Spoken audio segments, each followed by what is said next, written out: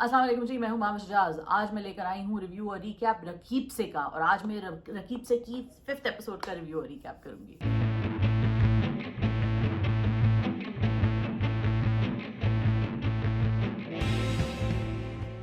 रकीब से को देखने का मतलब है जैसे कि आप एक बहुत खूबसूरत नॉवल लिखा हुआ है जिसके पेज आप पलट रहे हैं, और आप जैसे जैसे पेज पलटता जाता है वैसे वैसे कोई नई कहानी, कोई नया गिरा खुलता जाता है।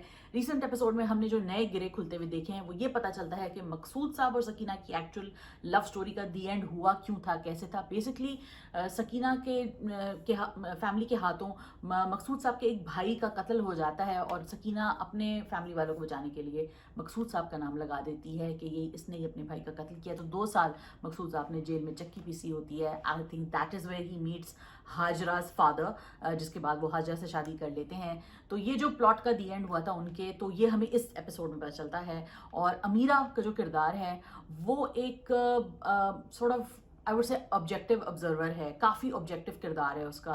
वो अपनी माँ के लिए भी बड़ी ब्रूटल है, अपने बाप के लिए, मकसूद साहब के लिए ही उसके पास थोड़ा सा सॉफ्ट कॉर्नर है। तो अमीरा की जो थॉट्स हैं या जो उसके जुमले हैं, वही थॉट्स जो हैं वो आपको थोड़े से होते हैं कि यार मैं होती तो मैं भी यही कह रही होती।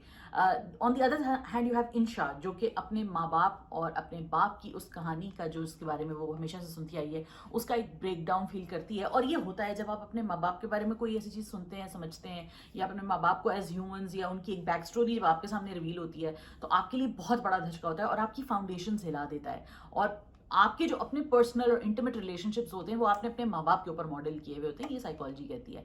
तो ज़ाहिर है इंशा के लिए बहुत बड़ा शौक है, इंशा के लिए बहुत बड़ी एक धचका है कि वो ये रियलाइज़ करती है कि ये जिस लड़के से मैं प्यार करती हूँ अब्दुल, इस पर भी मैंने यही सोच के कुछ मॉडल किया हुआ था अपना रिलेशनशिप। लेकिन ऑब्वियसली क्योंकि जिस चीज़ पर मैंने अपनी रिलेशनशिप एक सोच के मॉडल की थी वही चीज़ टूट गई है। Beautifully done performances by Faryal Mahmood, Iqra Aziz and Hamza Sohail तो कमाल के अदाकार हैं, नए बच्चे हैं, सारे नए लोग हैं, नए एक्टर्स हैं। Specially shout out to Iqra Aziz, she is mind blowingly amazing even though like I keep saying it's a similar role that she is done before. But इस रोल में एक डार्कनेस है, इस रोल में एक डिफरेंट टेक्सचर है जो कि डिफरेंट है। वो दूर से लगता है कि ये वही चीज़ है जो वो हमेशा करती हैं, वो पटाखा सी लड़की, लेकिन इस लड़की में पटाखे के अलावा भी कुछ है।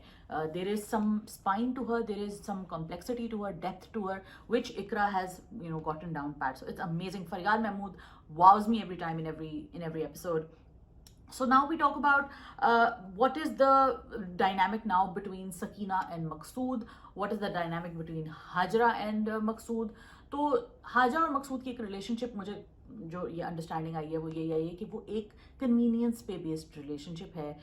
एक ऐसी प्रैक्टिकल सी रिलेशनशिप है कि दोनों को एक दूसरे की ज़रूरत थी, लेकिन क्योंकि ज़िंदगी के इतने साल उन्होंने एक साथ गुजारे हैं तो एक ओनरशिप जो आपकी डेवलप हो जाती है एक दूसरे के साथ, और आप एक राइट एक दूसरे पे जो क्लेम करते हैं जो कि मैरिज में एक रियलिटी होती है। तो जब मकसूद हाजरा को ये लगता है कि मकसूद साहब जो है वो सॉर्ट ऑफ उसी तरफ माइल है, आई वुडंट से माइल, पर जब वो कहते हैं कि वो यहीं रहेगी, और जब वो सकीना को भी कहते हैं कि तू तलाक ले ले, तो इस बात से या इस चीज़ से हाजरा को ऑब्वियसली बहुत तकलीफ होती है। And that is where you see कि this is where she has her heart. वो ऊपर से वो जितनी फ्रिविलस बातें और ये और खाना पीना, आना जाना, पानी पी लें, सर दबा दें, वो सब करती है, लेकिन उसके बीच में जो एक उसकी चीज़ है वो पॉजेसिव है, जैसे हर औरत होती है। और उसके अंदर एक एक फ्लिक करता है स्विच कभी कभी, तो वो चीज़ भी मौजूद है। शायद वो एंगर है, शायद वो रिजेंटमेंट है, ज़ाहिर है वो इतने सालों से इस स्टोरी के साथ जी रही है। दूसरी तरफ मकसूद और सकीना की जो डायनामिक है वो अभी इतने अच्छे से एक्सप्लोर नहीं हुई, लेकिन आपको ये ज़रूर नज़र आता है कि एक बहुत ज़्यादा टेंशन है and it's very negative tension. Although Sakina जो है वो एक ऐसी पर्सनैलिटी है जो कि इतनी स्ट्रॉन्ग नहीं है, और इसी वजह से वो अपने कोई भी इस तरह का स्टैंड नहीं ले पाती। और जब वो स्टैंड लेती भी है तो वो बहुत ही एक अजीबोगरीब किस्म के मोमेंट पर स्टैंड लेती है जो जिससे वो खुद भी बर्बाद होती है और बाकी की ज़िंदगियाँ भी उसने बर्बाद कर ली होती हैं। तो ये चीज़ आपको अमीरा के डायलॉग्स में समझ में आती है। फिर सकीना इस चीज़ पे बड़ी नाराज़ होती है कि जी मैंने खुला नहीं लेनी, मैंने तलाक नहीं लेनी। ऐसा क्या कह दिया होगा मकसूद साहब ने रफ़ीक से, कि या रफ़ीक ने मकसूद साहब से कि भाई मुझे अब तलाक लेने की वो बात कर रहे हैं। लेकिन द पॉइंट इज़ कि you been getting beaten up, so obviously that's not what this is about. ये कोई और बात है और आप इस चीज़ से छूटना नहीं चाहती। क्यों नहीं छूटना चाहती? May be she is insecure कि मकसूद साहब उसको वापस नहीं लेंगे। So anyway, it's like looking into a deep dark novel, and I know it's not everybody's cup of tea. It's not that masala like Qayamat और फितूर और वो बाकी सारे जो हमारे मज़ेदार ड्रामे होते हैं वो भी हम देखते हैं, उनको भी इंजॉय करते हैं, लेकिन इसके अंदर जो एक लिटरेरी एलिमेंट है, जो टेस्ट है, वो बहुत बहुत खूबसूरत है। किरदारों के अंदर, हर किरदार के अंदर अपना एक वजन है, और जब इस तरह का किरदार होता है तो फिर रिव्यू करने का भी मजा आता है, बात करने का भी मजा आता है। So definitely check out the episode and then let me know if you agreed with my review और नॉट, या आपकी क्या थ्योरीज है मुझे ज़रूर बताइएगा कमेंट्स में। और इसके अलावा आप बताएं कि और कौन कौन से ड्रामे हैं, या कोई ऐसा पुराना ड्रामा जो आपको याद हो कि इस तरह का कोई ड्रामा था।